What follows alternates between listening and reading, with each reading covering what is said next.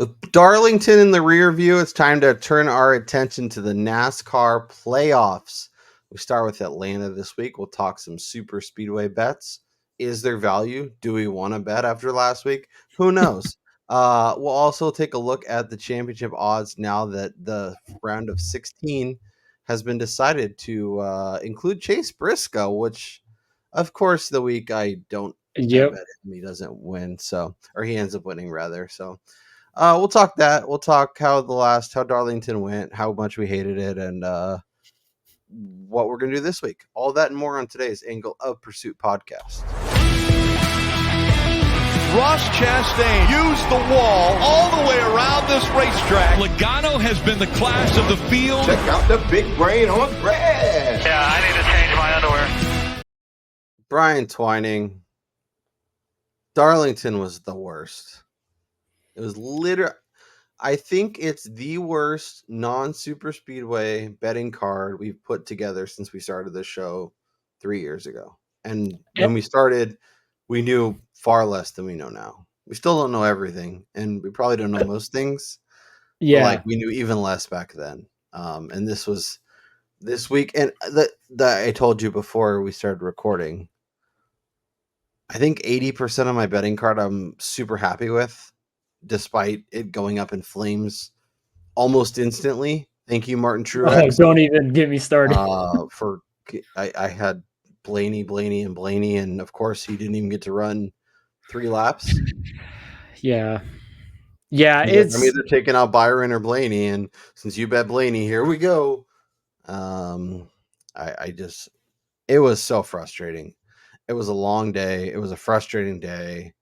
I find it really interesting how people can just ignore the first 90% of a race and then vote yes that the race was good on Jeff Gluck's poll because of the finish. Like, we're prisoners of the moment, Brian, and if we're not, like, if we remember what we remember last, so it's like everything like that. Like a player could be awesome for 14 weeks in the NFL season, but have a couple bad games to end the regular season, and people think they suck.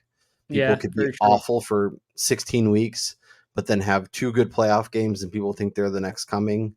Like, yeah, because like when you go back, if you rewatch that race, Bubba led the first like 30 or so laps, and then once the pit cycle started and Kyle Larson got out to the lead, like this was a Max Verstappen-esque prior to F1 fixing the sport after their little break there. He was running away with this. There was nobody that was going to compete with him. I don't give a shit what anybody says. Like if they, I don't know if you've seen, it's like advanced analytics or something on Twitter, auto analytics, or so I forget the guy's handle, but he always posts a post race. If the race had stayed green, just based on median speed, Kyle Larson basically would have won by almost a half a lap. And so it just goes to show you, like the race was boring for the most part from what I saw. It was a lot of carousel going round and round and round. There wasn't any passing. The only passing that occurred was on pit road. And then late when you saw Chase Briscoe got to give him credit. That was a ballsy move to go down low like that, send it in to pass 3 cars in one corner and basically shut Larson up and use him as like a pseudo bumper to get to the lead there. I mean, applause to Chase Briscoe. We can get into a second, but outside of that move, and then Kyle Busch making his way to the front, albeit on fresh tires while everybody else was still on like 10, 15 lap old tires. So he was going to move up. There was like no action. Oh, sorry. Other than Tyler Reddick almost puking and shitting his pants in the car. Like, to me, that was the most exciting part of the race was, is he going to finish? Like, is he going to be able to stay in the car? Yeah, if they had in-car cam for that, I think people would have paid like $3.99 on pay-per-view to see what happens. That would have had to go on pay-per-view, though. It would have had like an NC-17 rating or something, because watch Tyler Reddick shit himself. Yeah. $4.99. Oh man. It was Kyle Larson's race, and that's he was on both of our cards. Like, he should have crushed. He should have won. Yeah. Blaney was one of the only cars that could have gotten a chance with him. Well, and then also too, like when you watch towards the end, when you're getting a little bit early in the stage 3, based on how the strategy was playing out before any of the funkiness and people pitting and people staying out, it looked like Denny Hamlin was going to be the only guy that could even get his way to the front and pass Larson because he was going to have 15 lap fresher tires. And then when the whole debacle happened, and personally speaking, I'm a little salty because my biggest bets of the weekend were outrights on, well, they weren't my biggest bets, but my biggest outrights were the top three, were the favorites. Reddick, who he had no shot. Once I heard he was sick, I wish I could have sold out of that somehow. And then Kyle Larson and Denny Hamlin. It was a 3-horse race. And of course, Chase Briscoe ran a fantastic race. He stayed up front all day. He did what he had to do in qualifying to get up there. And he was there all race, and he wound up having the best car when it mattered most. And so, I can't take anything away from him. But again, outside of that, there was no intrigue. And then you got the intrigue of them battling for position, which wound up being all for naught between Bubba and Buescher because of all the chaos that happened, like a wreck that wasn't either of their fault. And then, of course, going back, the first thing that completely soured the race, Martin Truex Jr. running out of talent. And once again, Ryan Blaney getting taken out at Darlington that had nothing to do with him, just running his own race, minding his business, and he gets taken out. And then he's going to suffer the consequences of people looking back at these stats and saying, oh, he sucks at Darlington. Yeah. Yeah, and to your point about the race being kind of boring, there was a good chunk of the race where Kyle Larson was so out in front, they were showing the middle of the pack, they were F1. battling for the lead. Like Ty Gibbs, they were talking about him for 20 minutes. Yeah, F1 style. It's I don't know. It was a frustrating race from a betting perspective. I feel like we got to the right names and just nothing worked out. It was a mess. It felt like we bet a super speedway like we thought it was intermediate, and I don't know. And given the names that were near the front, it kind of makes sense, right? Yeah, and I'll say, before we go and we look at our betting card, I've said it on here before, but personally, my betting card is always much larger than what I'm giving out here. Yeah. And let's just say I suffered a Titanic level explosion this weekend. So it was not a great weekend for me at the sportsbook. It was one of the most frustrating races of the season. And luckily, the last month or so has been pretty good, but yeah. It was a swift kick to the junk, repeatedly. And from the jump, Brian Blaney was one of my biggest exposures. Yeah. Done. All right, let me present, and we'll look at the DraftKings lineups, which yeah, given what we talked about, I'm happy to be looking at my bank, my account, and being basically where I started. So I only lost $20 or something, so it was fine. All right, let's review our GPP lineups. Byron was looking like a great bet. I had him for the top 5. I had him. Oh, he was easy top 10 car for sure. Yeah, having a great day, and then obviously he gets knocked out of the way. Keselowski, I don't know that he was ever really right there, but I thought that with all the carnage and stuff, maybe it could be interesting. Of course, Blaney, out within seconds of the race. Gragson, whatever. Cindric. I was a little. I mean, and I know it's Austin Cindric, but I was a little disappointed with the Austin Cindric experience. He cratered quickly. Yeah. I was shocked. Yeah, because he showed long run speed in practice, and usually when his car is actually decent, he's able to carry that over to Sunday. It's usually not a talent thing; it's usually a car thing. Yeah. So for it to just kind of disappear was a little annoying. And the Gilla gang, was even better at certain points, but 33rd to 17th. I'm fine with that. 6,800. Next one, Larson obviously was huge, but not. And if I put Blaney and take him out and put anyone else, it's pretty money. But of course, he tanks it. And then Logano, Bubba, Bowman. Bubba was a little frustrating too. I was a little too optimistic I was a little too optimistic that he could stay near the front. like and at least be competitive and Well, they effed his car in stage 2. Whatever adjustments they made, they ruined the car. Mm-hmm. Yeah, and we'll talk about it when we talk about the betting board. But full tank with Phil pointed out, I think on the last NASCAR Our betting betting preview show. preview show about the drivers that just missed the playoffs. Looking at them this week, because I think Bubba makes some sense. I think Ross Chastain makes some sense. Oh, I already have a couple of people in mind that I'm looking at. Yeah, so we'll talk about that. Bowman was fine. I told you was- guys, fool's gold. Yeah, He was the one guy that I feel like I got right. no, you nailed that. Holy, yeah. I feel like we got a handful of guys right. It just at the end of the race, it wasn't right. Well, we never knew about Blaney. So this was our best lineup, and it could have even been better. So obviously Larson, Reddick, Bowman, Eric Jones, Ryan Preece. Ryan Preece was probably the best value, 10%. dude, unbelievable. Started 30th, almost got a top 10. Josh Berry was so annoying. Did you think Well, I feel like the Berry Fords was caught up in that? He was caught up in that late stage 3 wreck. Yeah, down the backstretch. And we talked about the Fords. Like, did you feel like they weren't really the factor that it seemed like they could be? Like, they had the long run speed in practice, and we thought that maybe that would translate, and it just never felt like any of them were like that. And obviously, the best one probably didn't get a chance to run the race, but it was really annoying for that just the Fords in general. It was a track position race, and That's true. Like,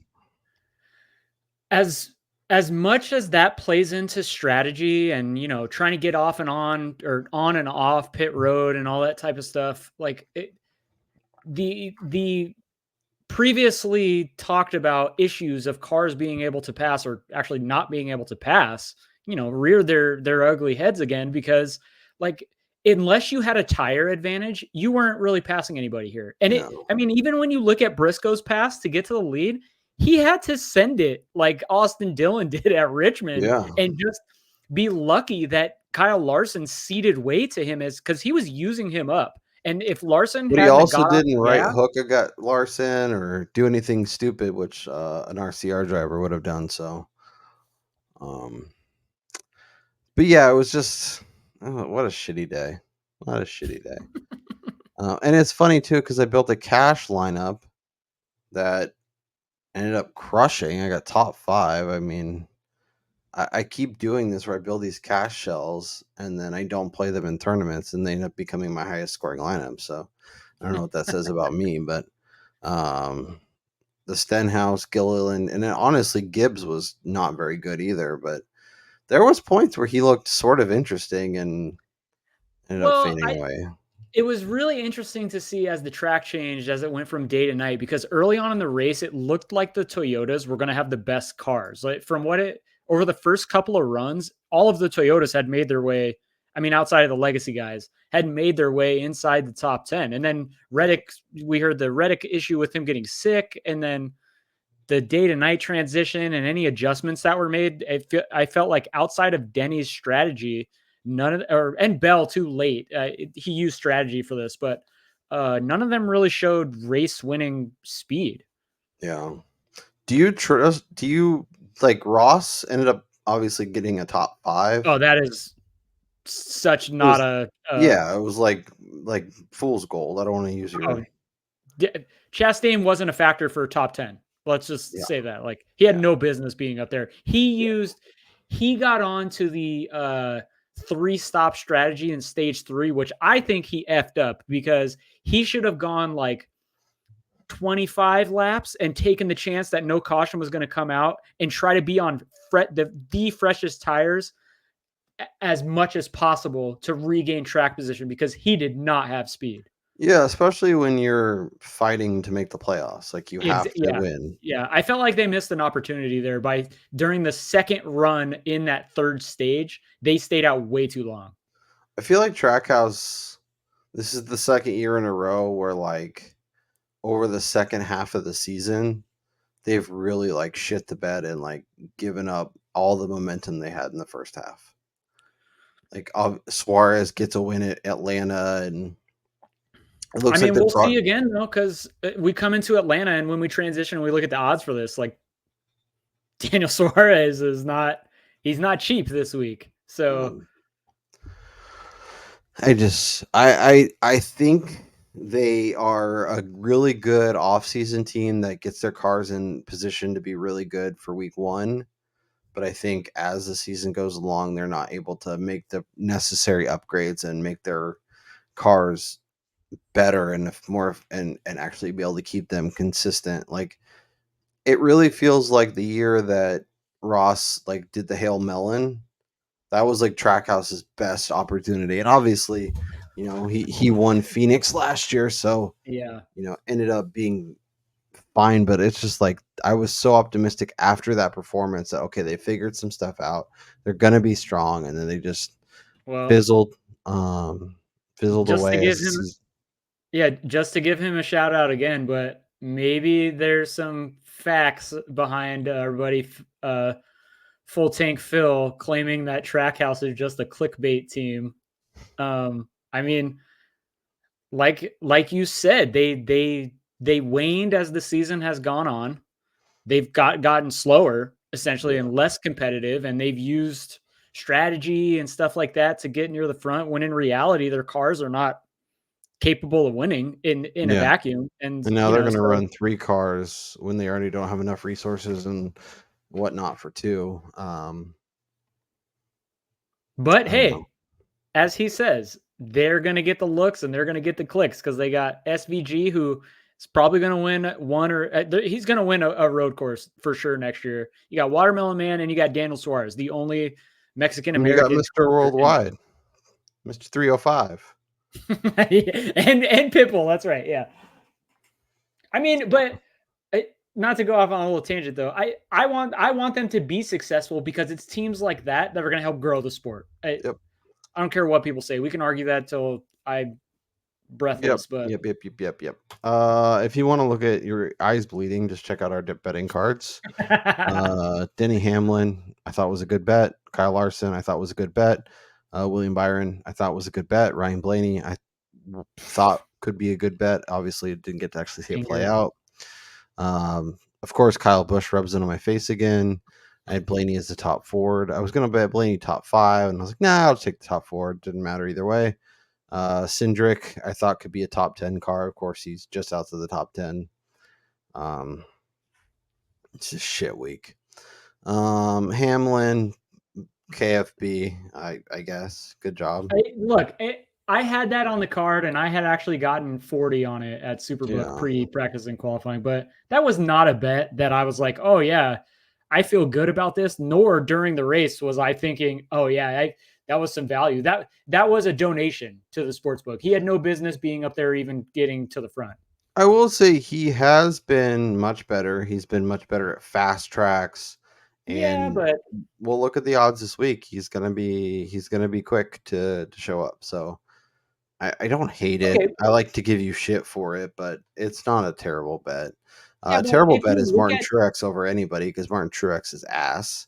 I should have flat out I was going to say that though too. If you look at the end of the Darlington race, had every single car come down and gotten fresh tires on that last restart, Kyle Busch gets left in the dust. His car wasn't close to those guys. Yeah. And then Bubba not being able to utilize that pit stall is just so annoying. Yeah. Hey, cashed a Busher top 10, luckily. Yep. Bubba, we should do like an end of season. Well, we can talk about it at the end of the season, but there is like Bubba, Chastain, some of these guys are like debate for the most frustrating driver in the regular season. It's got to be Busher. Let's be real. That's true. Two potential race wins taken from him. Yeah, but my under 1.5 is looking pretty good. Chase Elliott, I'm gonna need him to win a couple playoff races in order to cash those. Hey, he's good at Atlanta. But yeah, Reddick 14, Bell 750, Keselowski and Chase Elliott all alive, so I don't hate that. You have Elliott, Logano, Gibbs made it. Little live update. Yeah. Yeah, I'll take my L here. Ooh, baby, that Cindric 150. I like it. No, man, could you imagine? No, I literally cannot. That would be so I needed him to funny. get top 10 last week, and he couldn't even do that. So I can't imagine him winning a championship. I know. So Brian's just like kicking the shit out of me from a season-long perspective. He was up even more, but then I, obviously tanked my own score. So good job, Brian. You dominated the regular season. What a ride! I mean, it's just fun. We can look back through these weeks at some point, but like there was weeks where it looked like I was going to win all the money, and other weeks where it looked like I was just donating it all back, and then it looked like I was rebounding, and then here I am. That's the unfortunate reality about NASCAR, man. You hit a couple of outrights, and your card is good, and then you get on a hot streak where you fade the correct guys, and also too, it's also unit allocation and hitting on those big plus money ones while not losing like the favorite bets where you're betting like minus 120 in a matchup, but you got to bet a lot more. And that guy wrecks, just prime example. I had a significant amount of money this weekend on Ryan Blaney to finish better than Martin Truex Jr. So it was very apropos that Martin Truex Jr. actually took out Blaney and was scored as the better finisher, because when they wrecked and the yellow came out, Truex was ahead of Blaney, although Truex was the cause of the caution. So I was a little distraught right from the get-go this past Sunday. Yeah. Well, that's definitely what we needed, that confidence boost heading into the playoffs. With that being said, shall we turn our attention to Atlanta? Let's turn our attention to the crapshoot. Yes. Kyle Busch, your betting favorite along with Ryan Blaney. You should not be betting anybody at 10-1. Best drivers in 2024 at Super Speedways via driver rating per our guy iFantasy Race. Kyle Busch, Joey Logano, Austin Cindric, Todd Gilliland, Michael McDowell, Kyle Larson, Bubba Wallace, William Byron. That's your top 8. Mm-hmm. Certainly a group. It's wild. Yeah, I know what you're saying, but also like what there's a Kyle Busch at 12. I can't do it. I won't do it.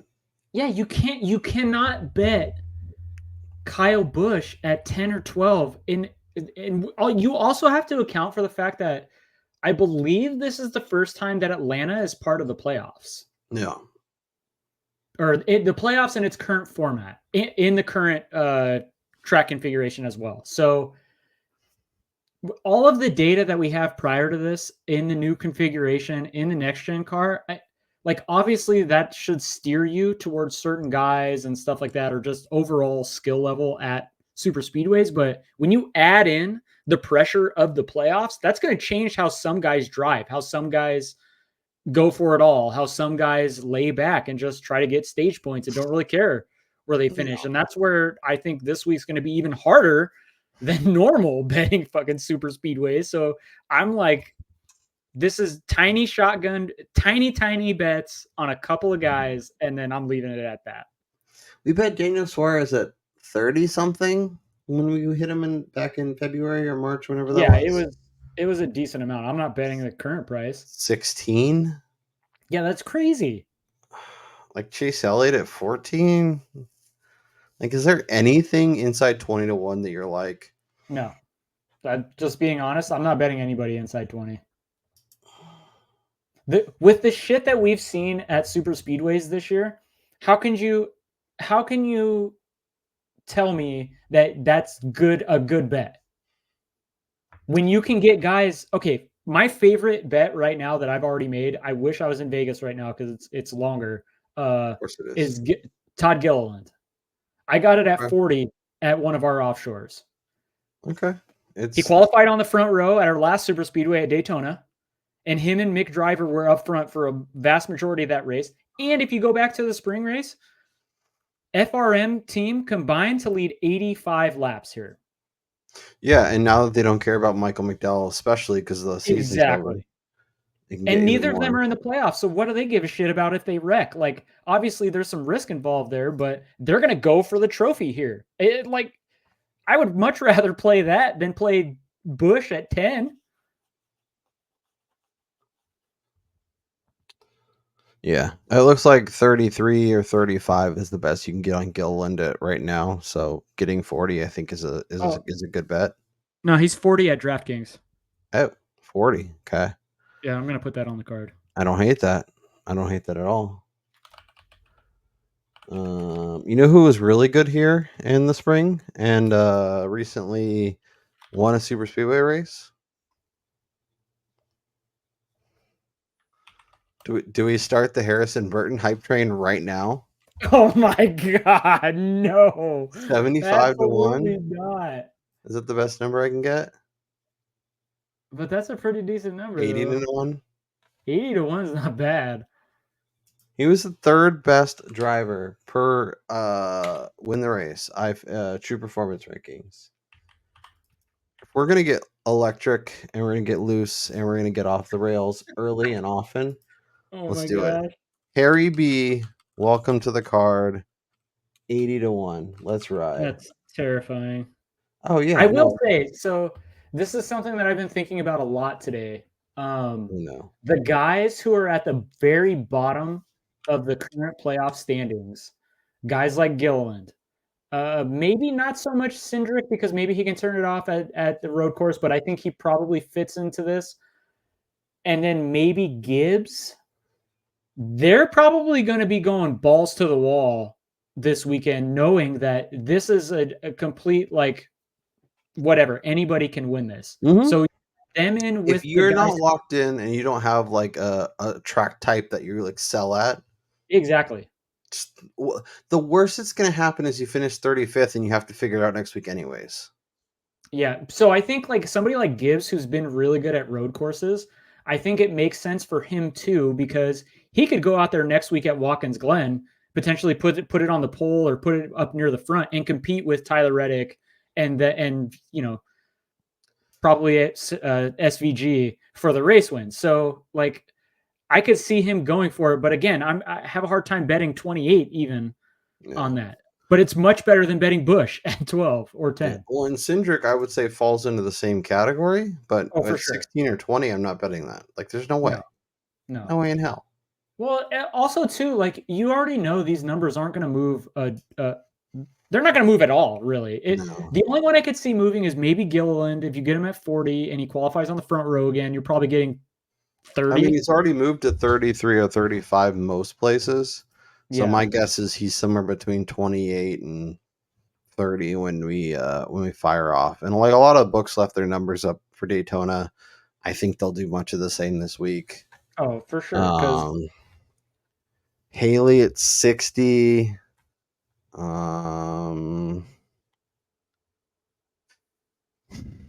Red Dog, any interest? Like, who? Tyler Reddick. It depends on if he's got the stomach gurgles again. My hope is that he ate Chipotle or something, and that's why his stomach was all jacked up. Yeah, like good Lord. Yeah, I mean, that's again, I can stomach that much better than Kyle Busch.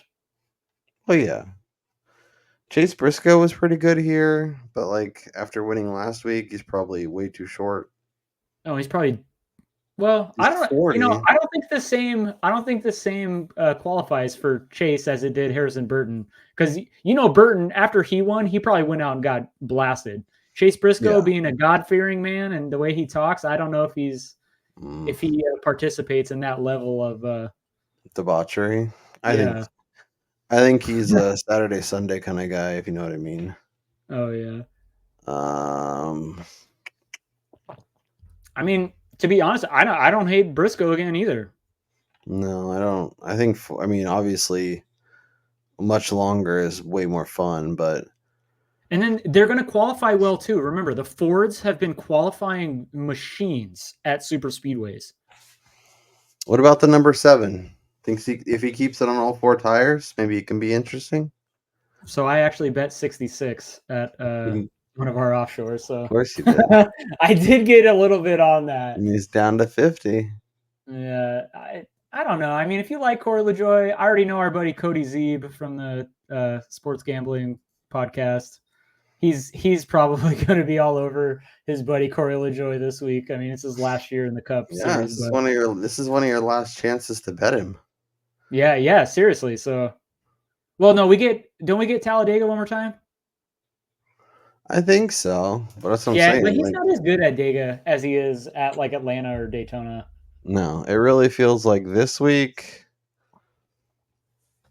maybe next week, or maybe like 1 or 2 other times, and then you're kind of done. Yeah.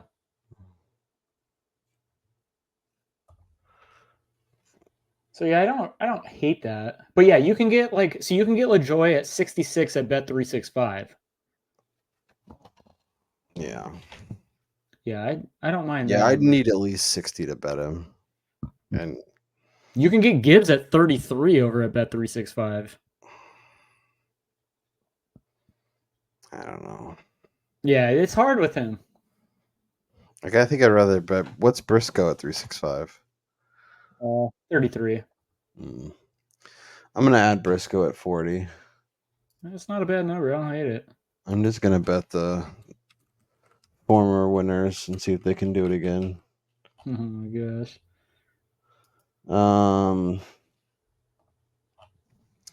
Yeah. All right. Anything you're gonna add to the cards besides the Gilliland? So I like Gilly. Yeah. And I'm gonna put it on there. Just for the hell of it. Corey LaJoy at 60. Let's do it. The columns are all jacked up again. I'll let you fix it so I don't. Yeah, I got it. Yeah, I think LaTroy at 66 is interesting enough, but yeah, I don't think I really want to fire him much this week. Yeah, no, it's gonna be light for sure because. But let's look at championship odds because I think that's where things get interesting. Obviously, we know. Oh, this will be fun too. We'll have to watch. This will probably be something we talk about.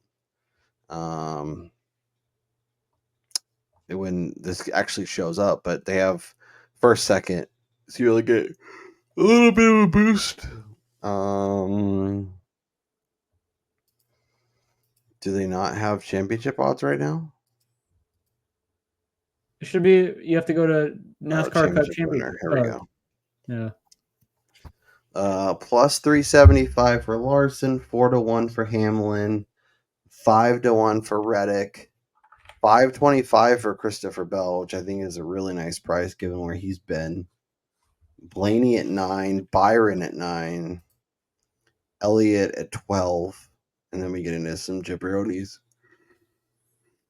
I mean, I don't hate Logano. Kind of just laying there in the weeds and yeah, especially if you didn't get invested with him early. Yeah, him or Keselowski, I think make a lot of sense at this point. Yeah, Harrison Burton at 400. Yeah, no.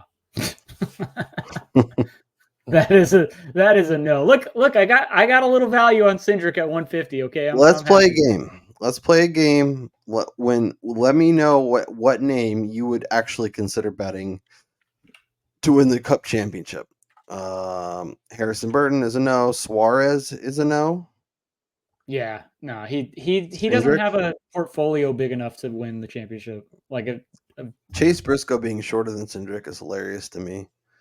Alex Bowman at 45. Would you bet that? No. Ty Gibbs 40? No. Now, Gibbs, I don't hate. I know he hasn't won yet, but what if he wins now? Like this is when he turns it on, and this is when he gets his wins. I don't know if. Oh yeah, this is where I'd much rather bet him. Ty Gibbs 6-1 to make the championship 4. I'd much rather bet that. And then if he makes it there, you bet him. You roll that over into his championship future if you want. Yeah. 6-1 is a good price. And he's just to make the Final Four. Just has to make the Final Four. He's one of the last two guys in the playoffs. Okay. Let's play the game again. Would you bet Harrison Burton to make the Final Four? Hell 51? no. Cindric? Suarez? Bowman? Gibbs? You know, this is Logano gross, at but I don't 330? hate the Cindric. I don't hate the Cindric price. 25-1 to make the Final Four. Think about it. So he wins Atlanta. Totally doable. The Penske guys are incredible. Or he could win at Watkins Glen too. I think it's probably less likely there. Yeah, but he's of like the type of tracks that he could actually thrive on. Yeah, but he would have to regain form that we haven't seen out of him for a couple years now. So let's just say he wins Atlanta. Okay, he's in the round of 12. Penske has shown well at 1.5s in the past, not necessarily, last year or the beginning of this year. But if he can get it, he's got Kansas, another super speedway, Talladega. Yeah, I think the path is he wins Atlanta, he wins Talladega, maybe does really well at Miami. But I don't even think he would have to win at Talladega because what if a lot of guys around him wreck, which is totally feasible. Totally plausible. But let's say he wins Atlanta, top 3 finish at Dega, is fine at Vegas. Maybe he's like 8th or something, top 10. He has another top 7 performance at Homestead. Is that good enough? I mean, we'd need somebody smarter than us, but like, I don't know that even that is good enough to get him to Phoenix with a shot. But I guess it would depend on a lot of other factors. I mean, he's in the middle of the guys who would be advancing already to the round of 12 as it is. Because he's scored the same amount of points as Joey Logano. He's better than Daniel Suarez, better than Alex Bowman at the moment.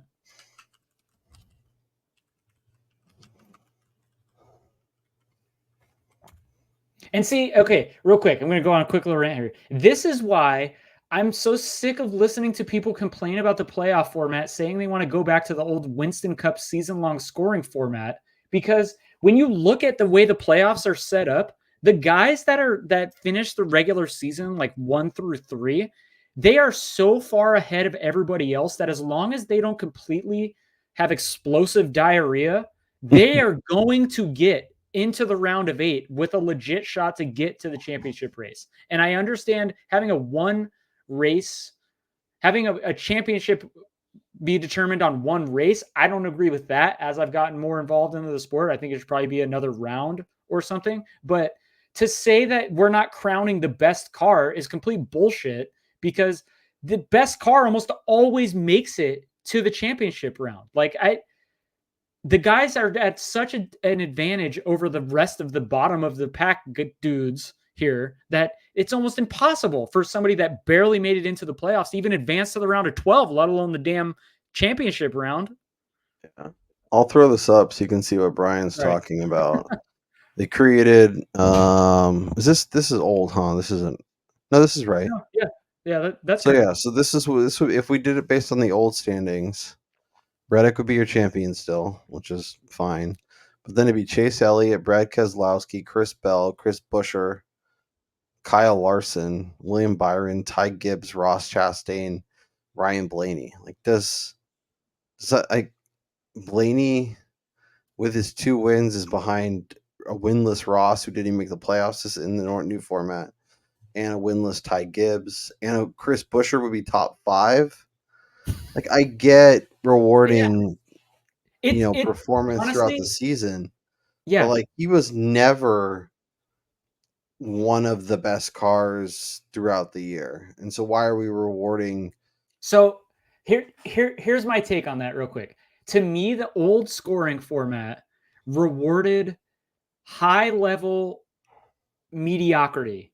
Yeah. And what I mean by that is if you had a season like Kevin Harvick did last year or the year before that, you were going to be incredible in the season-long standings because you never had a DNF. You didn't finish outside the top 15. You might not win any races, but you ran better than everybody else on a consistent basis. Whereas you have other guys like a Kyle Larson, for instance.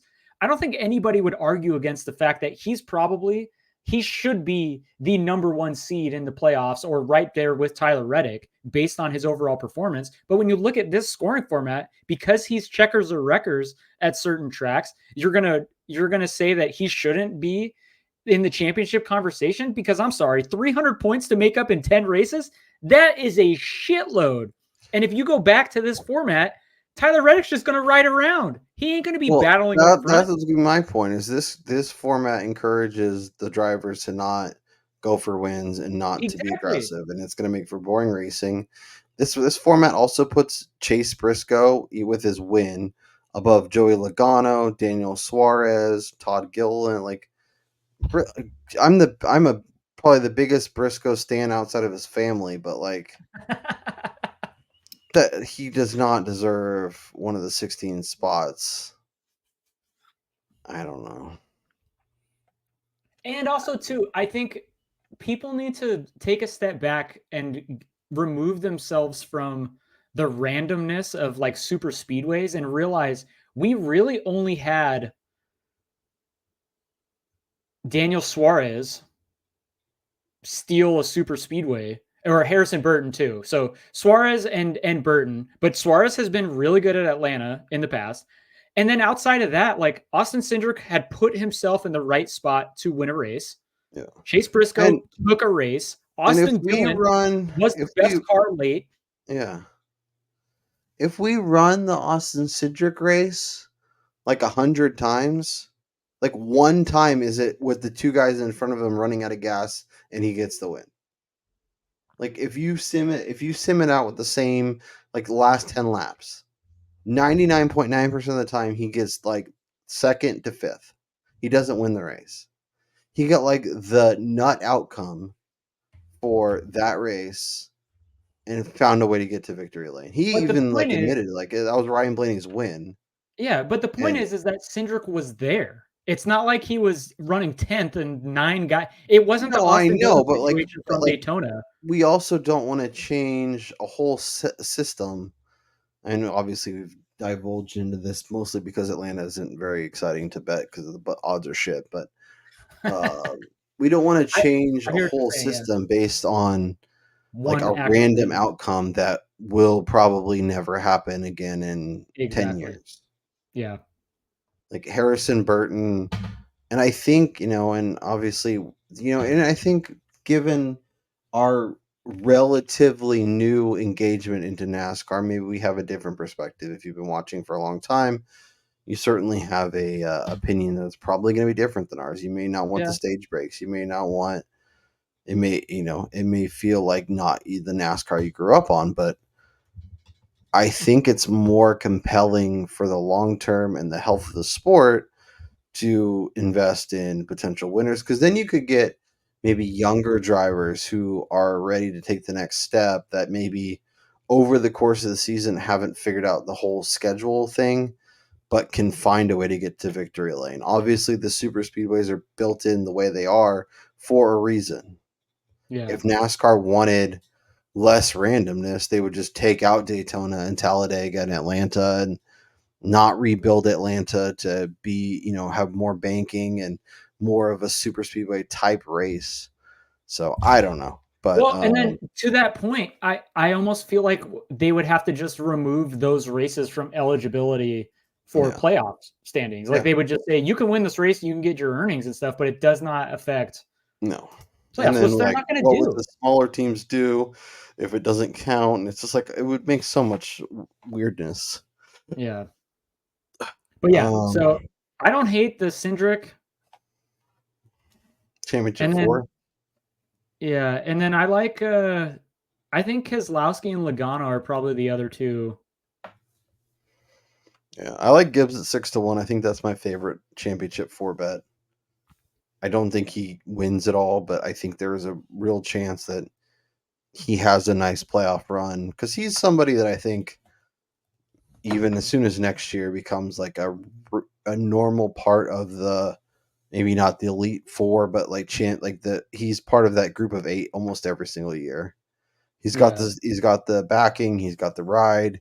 He's got the talent, and he's been able to prove to be solid at a lot of different track types, even ones that we didn't fully expect to see so early. So I like him to make a jump, but it really feels like, given the year we've had, given the consistent winners we've had, it's going to come from probably one of these.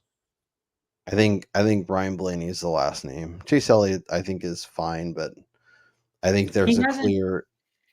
Chase Elliott is the exact example of what I was just talking about, of a guy who's just been, he's just running near the front, but he's not he's not winning. He can't. He's not capable of winning. Like, his car is not up to the level of these other guys. So you're going to reward that and say, oh, you were mediocrely great, but you weren't elite in the sport on certain weekends. Like, it doesn't make any sense.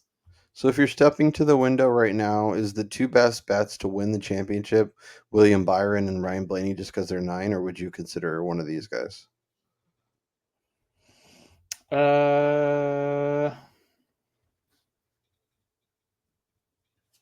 I mean, probably those would be the only 2 ones, because I think you'd get better value on just betting like Larson or Denny come Phoenix. Yeah. What are they going to be, 2 to 1 or something, or 2.5 to 1? Yeah, they'll be 250. So like, if you expect, and Larson, you're not going to bet Denny in Phoenix anyway. So right, like, I'm not betting. No, and I don't even have a future on him. I have a future on Larson. I have a future on Reddick. I have a future on Bell. I will say I'm kind of scared, because the only guy out of this top 6 that I don't have a future on is Christopher Bell. So. Oh no, I made a point of getting that. I think I got 8 to 1 on that, so I'm really happy holding that. But 525 is good, because if he gets to the championship 4, he's going to be like 250, 300. But Byron at 9, I don't have exposure to, and I think is somebody that I've been kicking around the idea. But it's really been a rough 2 months for him. Basically, ever since Wormy said he was the next Jimmy Johnson, he's been a mess. So is it okay that I missed out on Byron? And let me put it this way. If you have $100, here's $100. You can only bet one of Blaney or Byron. Who are you betting? Oh, I'd probably bet Blaney. Back-to-back champ, huh? Yeah. He seems to be, like, if you look at the path of the two drivers, Byron's going down, Blaney's coming up. Yeah, the Penske garage has definitely been ascending. Yeah. I think the most telling stat was the guy on Twitter, Trey Ryan, who I know he keeps getting shouted out by multiple different accounts, but he produces some amazing stats. Kyle Larson's laps led at Darlington were more laps led than his other 3 Hendrick teammates have had all season. Like, it just shows you, we talk about Hendrick as like one of the top garages, but outside of William Byron's first 2 months of the season, he's completely disappeared. Bowman probably shouldn't have won Chicago if Tyler Reddick didn't screw the pooch. And then Chase Elliott, where's he been outside of the one race? Yeah. So him and Byron both kind of had that hot start and kind of faded away. Yeah. It's pretty interesting. You want to bet some Gaelic hurling? No. We can bet some hurling championships. I will say, so I'm just looking at the other markets real quick. Winning manufacturer for the championship, Toyota is the favorite, which they have a bunch of guys. Ford at plus 450. I don't necessarily hate that, because that is a better price than you're going to get on Blaney if he gets into the championship. So I think you can bet both Blaney and that. Yeah, because, but outside of Blaney, I guess Logano would be a 4 that could get there. Who are you expecting to get there? Who? Brad Keselowski. Yeah, but you could get Keselowski. I'd rather take $100 and bet Logano and Blaney at 9 and Logano and Keselowski at 20 or whatever they are, and then 100 on 450. If you bet $25 on 20 to 1, you're getting a better payout, right? and $50 on 9-1, or is that basically the same? Oh. Yeah, so Keselowski's 25-1 to win the championship. Yeah, so if you put 25 on that out of 100, Yeah, I guess that makes more sense. Because then you got Logano at 20 as well. and then you're getting 450 with him. And then what's 5 times 9? I guess it really doesn't matter. 450. It's probably a wash. Yeah, it's basically a wash. Is there any like Penske at 550? Well, you get Blaney and Logano. It's better But to get. I'd probably just rather bet Logano's current price. Like I have Logano at 14 from preseason. Yeah. And if I didn't bet that, I'd probably add the 20. Should like JGR at plus money feels like a good bet. Like I feel like we're gonna get to Phoenix. I know I don't like Denny to win. Yeah, but let's be realistic here though. I know where you were going to go with this. Christopher Bell, Denny Hamlin, Kyle Larson, and Ryan Blaney all make the championship. Who is the long shot there by a significant amount? It's probably Denny, JGR. right? Yeah. So if you already have like Bell, you can just back it up and bet Hamlin then, as opposed to just taking JGR, because Hamlin will not be a favorite there. Truex will not be a favorite there. And Ty Gibbs would not be a favorite there either. The only one would be Bell, and you get a better number on Bell now. I mean, I just completely argued against my idiotic idea of betting Ford, but like that would be my reasoning there. Yeah. Yeah, I'm trying to think. Like, ideally, I get Reddick, Bell, and Larson as 3 of the final 4, and then I just bet the 4th guy when they actually get there. Yeah, look, my ideal championship round would be Kyle Larson, Tyler Reddick, Denny Hamlin, and William Byron, and then I would be very happy personally. I don't have Byron on the card here, but that would be very good for my bank account. I would. I have Keselowski and Logano. I would cash both those out to bet Byron right now. Let's put it that way. Yeah, I don't hate that at all. I have them at good numbers though. I mean, they're basically where they are right now, 22 and 18. So yeah, like the sports books just basically held my money all year. Well, I could have just bet them now at the same price. All right, before we get out of here, obviously we've been dragging on and people have probably tuned out. Playoffs are here. We're at the round of 16.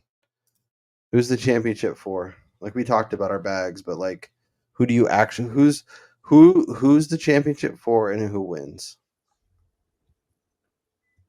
I got to go with Tyler Reddick. I just think he's been too strong, too consistent on too many different track types. Kyle Larson.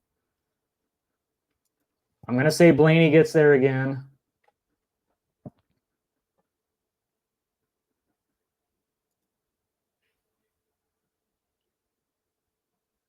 And I'm going to say Denny Hamlin, not Christopher Bell. I'm going to say Denny does get there. So I'm confused. Oh, I guess that's the regular season and not the playoff standings. Well, okay, real quick. So I'm going to go on another quick rant. That's another thing I don't understand by the stupid current format. How does the regular season champ not begin the playoffs as the number 1 seed? As the number 1 seed. How he's third? How does that work? I don't understand how that makes any sense, especially since he has a win. So it's not like he was Martin Truex. Was that last year where Truex won the regular season championship somehow without having a win? Or no, he had a win, right?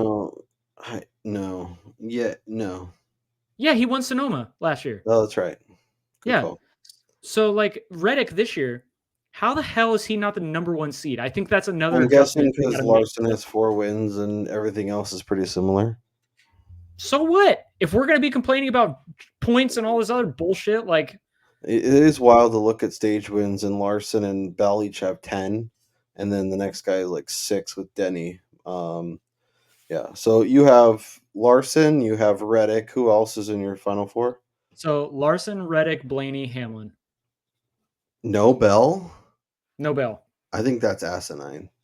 Hey, look. It's Larson, it's Bell, it's Reddick. And I think we get a wild card.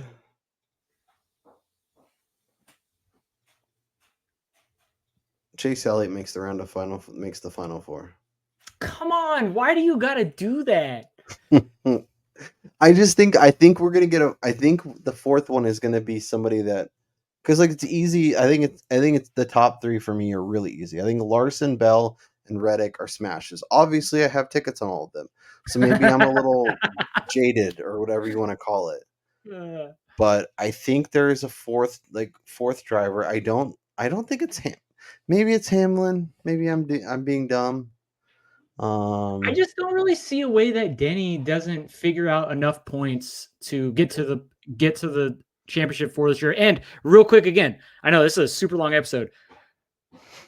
I think her name is Kelly Crandall on Twitter. She's a great follow, by the way. Super nice. Brian's just gonna make his list of NASCAR follows for you all to click on. Yeah.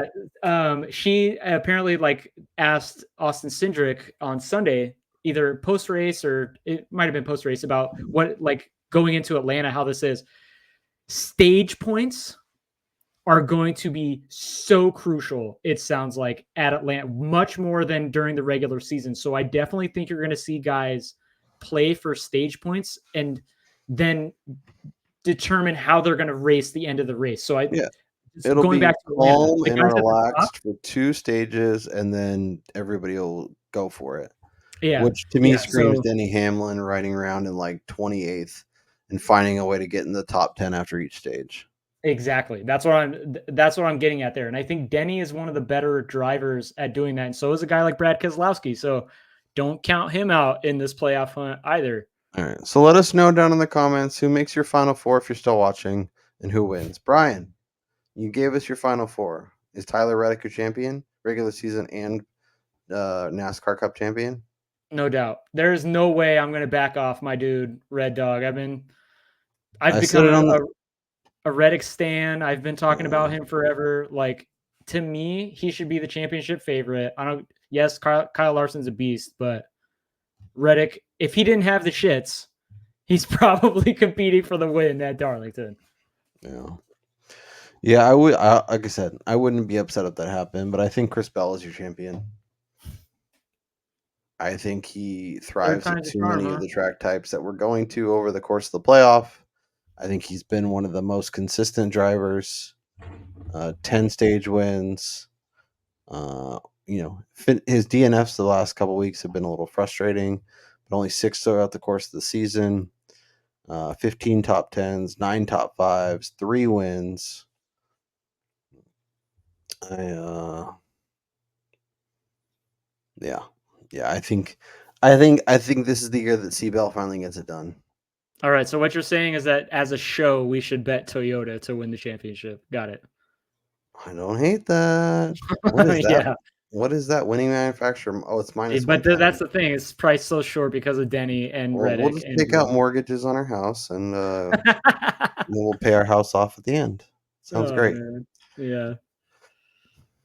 Let us know your final four. Let us know your champion. We will be back to break it all down from a DraftKings perspective, as well as see if any of these numbers have moved at all, and get you all set for Atlanta. We don't have an early week this week, right? It's the next week, I think. I don't even know what the all-time. Yeah, we're racing Sunday this week. We race on Saturday. Let me see. You don't care. You can look it up. For Brian Twining. Early practice and qualifying on Saturday. Ooh. Very excited. College football, a little NASCAR, a little podcasting. We'll see how it goes. For Brian Twining, I'm Kyle Robert. Enjoy the rest of your week, and we'll talk to you next time.